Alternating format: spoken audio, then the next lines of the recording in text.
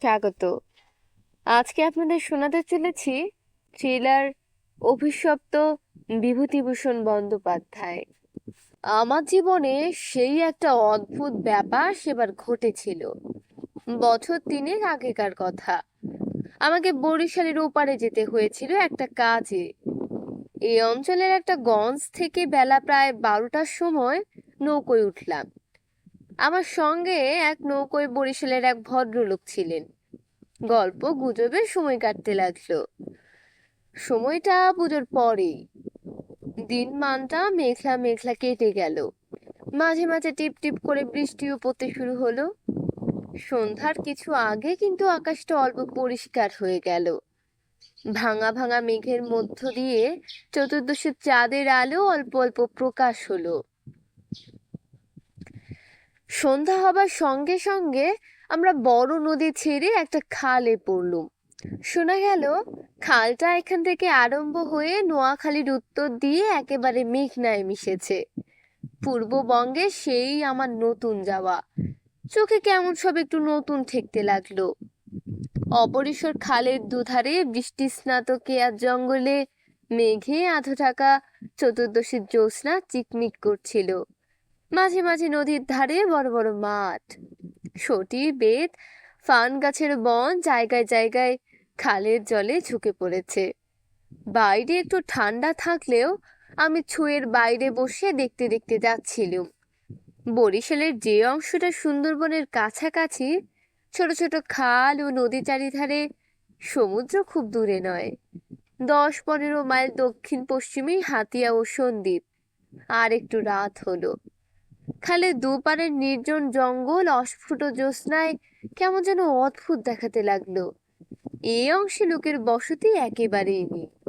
শুধু ঘন ঘন আর জলের ধারে বড় বড় হোগলা গাছ। আমার সঙ্গী বললেন, এত রাতে আর বাইরে থাকবেন না, আসুন এর মধ্যে, এসব জঙ্গলে বুঝলেন না। তারপর তিনি সুন্দরবনের নানা গল্প করতে লাগলেন। তার এক কাকা নাকি ফরেস্ট ডিপার্টমেন্টে কাজ করতেন। তারই লঞ্চে করে তিনি একবার সুন্দরবনের নানা অংশে বেরিয়েছিলেন সেই সব গল্প। রাত প্রায় 12টার কাছাকাছি হলো। মাঝি আমাদের নৌকোয় ছিল মোটে একটি। সে বলে উঠল, বাবু, একটু এগিয়ে গিয়ে বড় নদী পড়বে। এত রাতে একা সে নদীতে পাড়ি জমাতে পারবো না, এখানেই নৌকা রাখি। নৌকো সেখানেই বাঁধা হলো। এদিকে বড় বড় গাছের আড়ালে চাঁদ অস্ত গেল। দেখলুম অপ্রশস্ত খালের দুধারে অন্ধকারে ঢাকা ঘন জঙ্গল। চারিদিকে কোনো শব্দ নেই। পতঙ্গগুলো পর্যন্ত চুপ করেছে। সঙ্গীকে বললুম, মশাই, এ তো সরু খাল, পা থেকে বা লাফিয়ে পড়বে না তো নৌকোর ওপর? সঙ্গী বললেন, না পড়লেই আশ্চর্য হব। শুনে অত্যন্ত পুলকে ছুঁয়ের মধ্যে ঘেঁষে বসলুম। খানিকটা বসে থাকবার পর সঙ্গী বললে, আসুন একটু শোয়া যাক। ঘুম তো হবে না, আর ঘুমানো ঠিকও না। আসুন একটু চোখ বুজে থাকি। খানিকটা চুপ করে থাকবার পর সঙ্গীকে ডাকতে গিয়ে দেখি তিনি ঘুমিয়ে পড়েছেন। মাঝিও জেগে আছে বলে মনে হলো না। ভাবলুম, তবে আমি বা কেন মিথ্যে মিথ্যে চোখ চেয়ে চেয়ে থাকি। মহাজনদের পথ ধরবার উদ্যোগ করলুম। তারপর যা ঘটল সে আমার জীবনের এক অদ্ভুত অভিজ্ঞতা। শুতে যাচ্ছি, হঠাৎ আমার কানে গেল অন্ধকার বন ঝোপের উপাসে অনেক দূরে গভীর জঙ্গলের মধ্যে কি যেন কোথায় গ্রামোফোন বাজাচ্ছে। তাড়াতাড়ি উঠে বসলুম। গ্রামোফোন? এই বনে এত রাত্রে গ্রামোফোন বাজাবে কে? কান পেতে শুনলুম, গ্রামোফোন না। অন্ধকারে হিজল হিনতান গাছগুলো যেখানে খুব ঘন হয়ে আছে, সেখান থেকে কারা যেন উচ্চ কণ্ঠে আতর্ক করুণ সুরে কি বলছে। খানিকটা শুনে মনে হলো সেটা একাধিক লোকের সমাবেত কণ্ঠস্বর।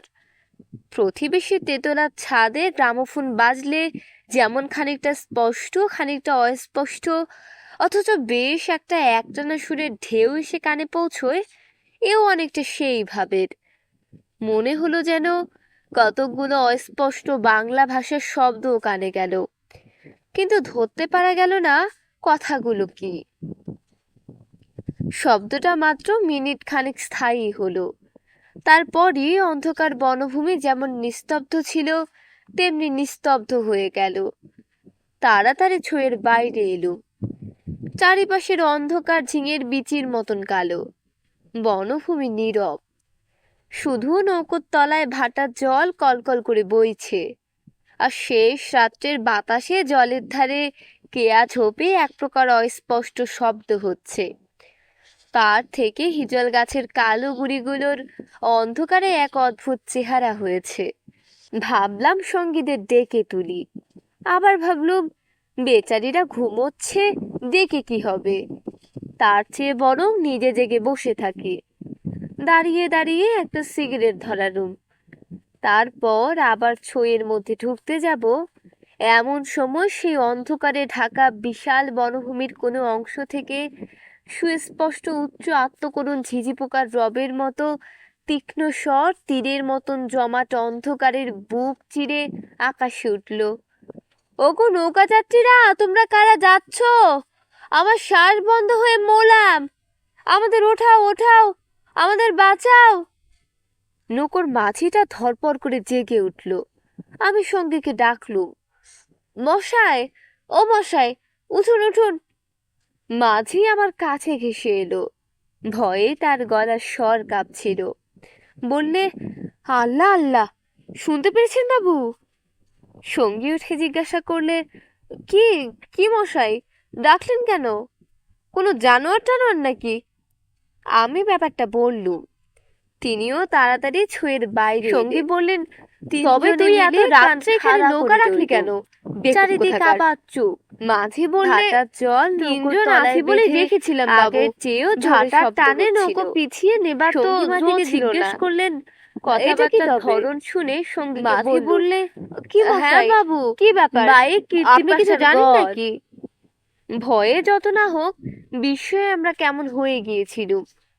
সঙ্গী বললেন, ওরে তোর সেই কেরোসিনের ডিবিটা জ্বাল, আলো জেলে বসে থাকা যাক, রাত এখন ঢের। মাঝিকে বললুম, তুই শব্দটা শুনতে পেয়েছিলি? সে বললে, হ্যাঁ বাবু, আওয়াজ কানে গিয়ে তো আমার ঘুম ভেঙে গেল। আমি আরো দুবার নৌকো বেয়ে যেতে যেতে ও ডাক শুনেছি। সঙ্গী বললেন, এটাই এই অঞ্চলের একটা অদ্ভুত ঘটনা। তবে এই জায়গাটা সুন্দরবনের সীমানায় বলে আর এই অঞ্চলে কোনো লোকালয় নেই বলে শুধু নৌকোর মাঝিদের কাছেই এটা সুপরিচিত। এর পেছনে একটা ইতিহাস আছে, সেটা অবশ্য নৌকোর মাঝিদের পরিচিত নয়। সেইটা আপনাকে বলি, শুনুন। তারপর ধুমায়িত কেরোসিনের ডিবার আলোয় অন্ধকার বনের বুকের মধ্যে বসে সঙ্গীর মুখে কীর্তিপাশার গড়ের ইতিহাসটা শুনতে লাগলুম। 300 বছর আগেকার কথা। মুনিম খাঁ তখন গৌড়ের সুবাদার। এ অঞ্চলে তখন 12 ভূঁইয়া, 2 প্রভাবশালী ভূঁইয়া রাজার পারস্য রায় ও ঈশা মসনদ আলী খুব প্রতাপ। মেঘনার মোহনার বাহির সমুদ্র, যাকে এখন সন্দ্বীপ চ্যানেল বলে, সেখানে তখন মগ আর পর্তুগিজ জলদস্যুরা শিকার অন্বেষণে সোনপক্ষীর মতো ওত পেতে বসে থাকতো। সে সময় এখানে এরকম জঙ্গল ছিল না। এই সমস্ত জায়গা তখন কীর্তি রায়ের অধিকারে ছিল। এইখানেই তার সুদৃঢ় দুর্গ ছিল। মগ জলদস্যুদের সঙ্গে তিনি অনেকবার লড়েছিলেন। তার অধীনে সৈন্য সামন্ত, কামান, যুদ্ধের কোষা সবই ছিল। সন্দ্বীপ তখন ছিল পর্তুগিজ জলদস্যুদের প্রধান আড্ডা। এদের আক্রমণ থেকে আত্মরক্ষা করবার জন্য এই অঞ্চলের সকল জমিদারকে সৈন্যবল দৃঢ় করে গড়তে হতো। এ বনের পশ্চিম ধার দিয়ে তখন আর একটা খাল বড় নদীতে পড়তো। বনের মধ্যে তার চিহ্ন এখনো আছে। কীর্তি রায় অত্যন্ত অত্যাচারী এবং দুর্ধর্ষ জমিদার ছিলেন। তার রাজ্যে এমন সুন্দর মেয়ে কমই ছিল যে তার অন্তঃপুরে একবার না ঢুকেছে। তাছাড়া তিনি নিজেও এক প্রকার জলদস্যু ছিলেন। তার নিজের অনেকগুলো বড় ছিপ ছিল। আশেপাশের জমিদারি, এমনকি নিজের জমিদারির মধ্যেও সম্পত্তিশালী গৃহস্থের ধন রত্ন, স্ত্রী কন্যা লুটপাট করা, রূপ মহৎ কার্যে সেগুলো ব্যবহৃত হতো। কীর্তি রায়ের পাশে জমিদারি ছিল কীর্তি রায়ের এক বন্ধুর। এরা ছিলেন চন্দ্রদ্বীপের রাজা রামচন্দ্র রায়দের পত্তনিদান। অবশ্য সে সময় অনেক পত্তনিদানের ক্ষমতা এখনকার স্বাধীন রাজাদের চেয়ে বেশি ছিল। কীর্তিরায়ের বন্ধু মারা গেলে তার তরুণ বয়স্ক পুত্র নরনারায়ণ রায় পিতা জমিদারির ভার পান। নরনারায়ণ তখন সবে যৌবনে পদার্পণ করেছেন, অত্যন্ত সুপুরুষ, বীর ও শক্তিমান। নরনারায়ণের কীর্তিরায়ের পুত্র চঞ্চল রায়ের সমবয়সী ও বন্ধু। সেবার কীর্তি রায়ের নিমন্ত্রণে নরনারায়ণ রায় তার রাজ্য দিন কতকের জন্য বেড়াতে এলেন। চঞ্চল রায়ের তরুণী পত্নী লক্ষ্মী দেবী স্বামীর বন্ধু নরনারায়ণকে দেবরের মতো স্নেহের চোখে দেখতে লাগলেন। দু একদিনের মধ্যেই কিন্তু সে স্নেহের চোটে নরনারায়ণকে বিব্রত হয়ে উঠতে হলো। নরনারায়ণ রায় তরুণ বয়স্ক হলেও একটু গম্ভীর প্রকৃতির। বিদ্যুৎ চঞ্চলা তরুণী বন্ধু পত্নী ব্যঙ্গ পরিহাসে গম্ভীর প্রকৃতি নরনারায়ণের মান বাঁচিয়ে চলা দুষ্কর হয়ে পড়ল। স্নান করে উঠেছেন, মাথার তাজ খুঁজে পাওয়া যায় না। নানা জায়গায় খুঁজে হয়রান হয়ে তার আশা ছেড়ে দিয়ে বসে আছেন। হঠাৎ কখন নিজের বালিশ তুলতে গিয়ে দেখেন তার নিচেই তার চাপা আছে। যদিও এর আগে তিনি বালিশের নিচে খুঁজেছেন, তার প্রিয় তরবারি না দুপুর থেকে বিকেলের মধ্যে 5 বার হারিয়ে গেল। আবার 5বারই সম্পূর্ণ অপ্রত্যাশিত স্থান থেকে খুঁজে পাওয়া গেল। তাম্বুলে এমন সব দ্রব্যের সমাবেশ হতে লাগলো যা কোনো কালেই তাম্বুলের উপকরণ নয়। তরল মস্তিষ্ক বন্ধু পত্নীকে কিছুতেই এঁটে উঠতে না পেরে অত্যাচার জর্জরিত নরনারায়ণ রায় ঠিক করলেন তার বন্ধুর স্ত্রীটি একটু চিদগ্রস্ত। বন্ধুর দুর্দশায় চঞ্চল রায় মনে মনে খুব খুশি হলেও বাইরে স্ত্রীকে বললে, 2 দিনের জন্য এসেছে বেচারি, ওকে তুমি যে রকম বিব্রত করে তুলেছ, ও আর কখনো এখানে আসবে না। দিন কয়েক কি রকমে কাঁদবার পর কীর্তি রায়ের আদেশে চঞ্চল রায়কে কি কাজে হঠাৎ গৌড়ে যাত্রা করতে হলো। নরনারায়ণ রায়ও বন্ধু পত্নী কখন কি করে বসে সেই ভয়ে দিন কতক সশস্ত্র অবস্থায় কাল যাপন করবার পর নিজের বজ্রায় উঠে হাঁপ ছেড়ে বাঁচলেন। যাবার সময় লক্ষ্মী দেবী বলে দিলেন, এবার আবার যখন আসবে ভাই, এমন একটি বিশ্বাসী লোক সঙ্গে এনো যে রাত দিন তোমার জিনিসপত্র ঘরে বসে চৌকি দেবে, বুঝলে তো? নরনারায়ণ রায়ের বজ্রা রায়মঙ্গলের মোহনা ছাড়িয়ে যাবার একটু পরেই জলদস্যুদের দ্বারা আক্রান্ত হলো। তখন মধ্যাহ্নকাল। প্রখর রৌদ্রে বজ্রার দক্ষিণ দিকে দিগ্বলয় প্রসারী জলরাশি সানানো তলোয়ারের মতো ঝকঝক করছিল। সমুদ্রের সেই অংশে এমন কোনো নৌকো ছিল না যারা সাহায্য করতে আসতে পারে।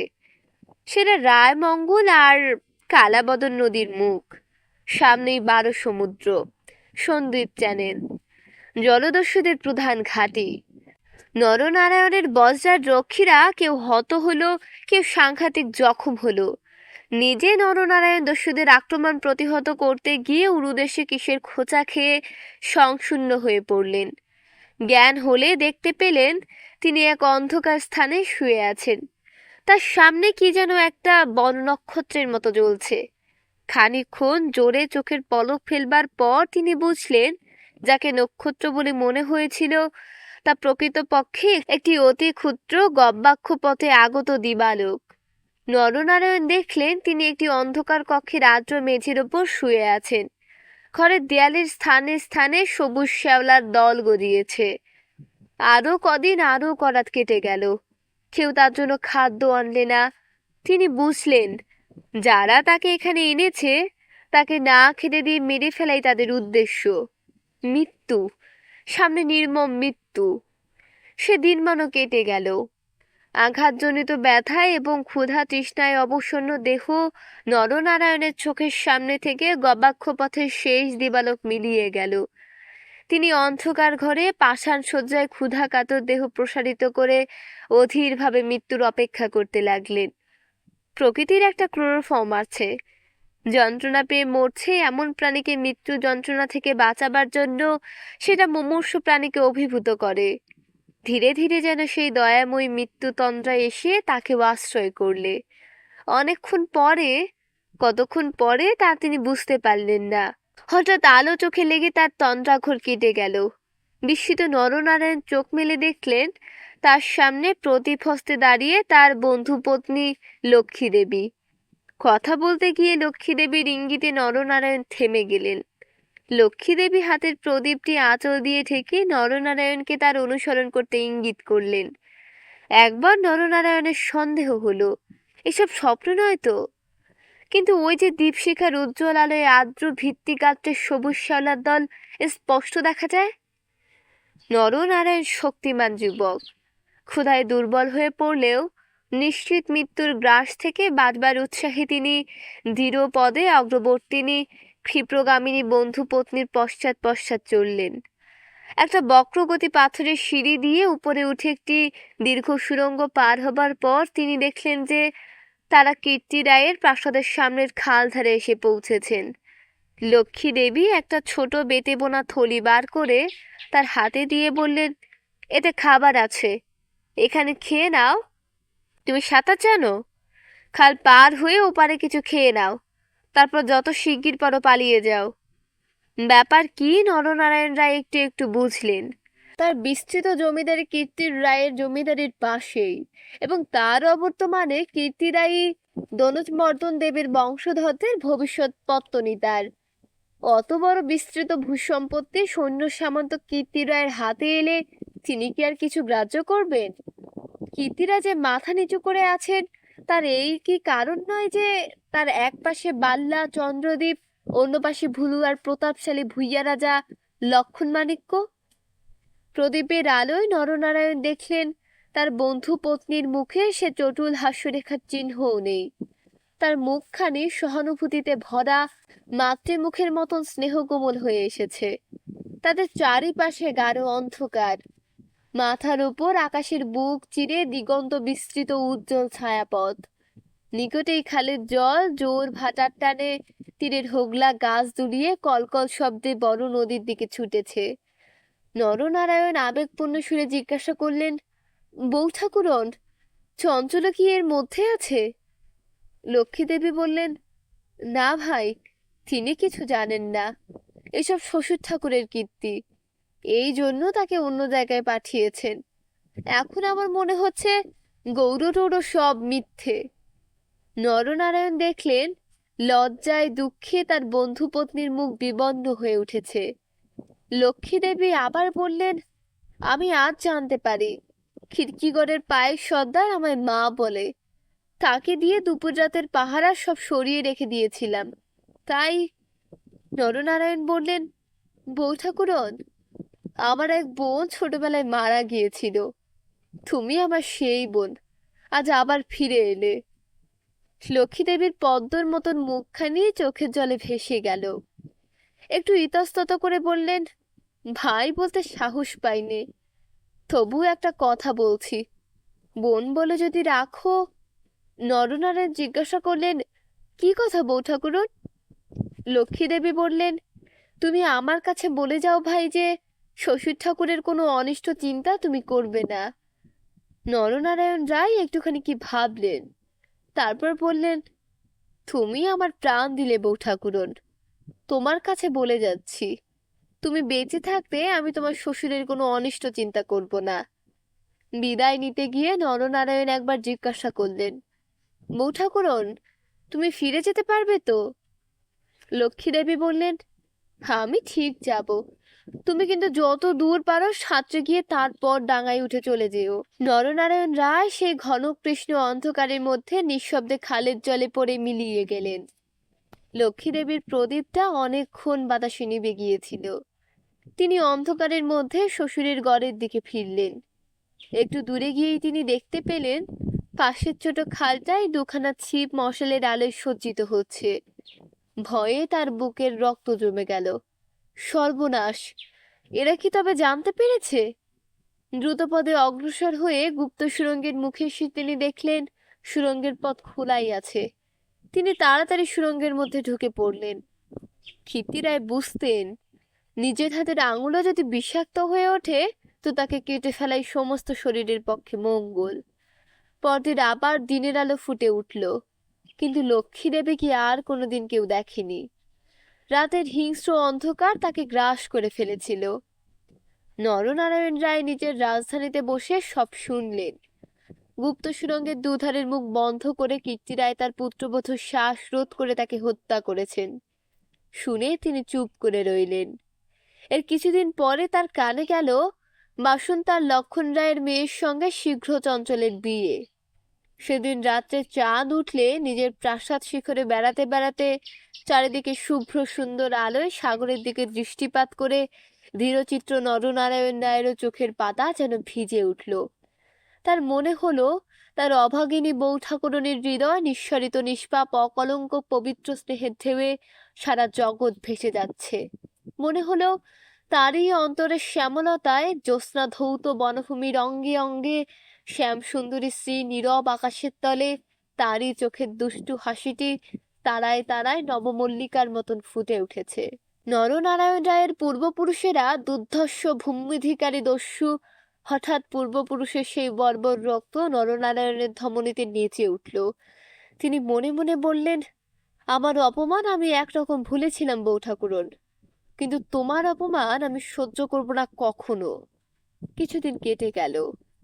তারপর একদিন এক শীতের ভোর রাত্রির কুয়াশা কেটে যাওয়ার সঙ্গে সঙ্গে দেখা গেল কীর্তিরায়ের গড়ের খালের মুখে ছিপে সুলুপে জাহাজে ভরে গিয়েছে। তোপের আওয়াজে কীর্তিরায়ের প্রাসাদ দুর্গের ভিত্তি ঘন ঘন কেঁপে উঠতে লাগলো। কীর্তিরায় শুনলেন আক্রমণকারী নরনারায়ণ রায়, সঙ্গে দুরন্ত পর্তুগিজ জলদস্যু সেবাস্টিও গঞ্জালেস। উভয়ের সম্মিলিত বহরের 40খানা কোষা খালের মুখে চড়াও হয়েছে। পুরা বহরের বাকি অংশ বাহির নদীতে দাঁড়িয়ে। এই আক্রমণের জন্য কীর্তিরায় পূর্ব থেকে প্রস্তুত ছিলেন।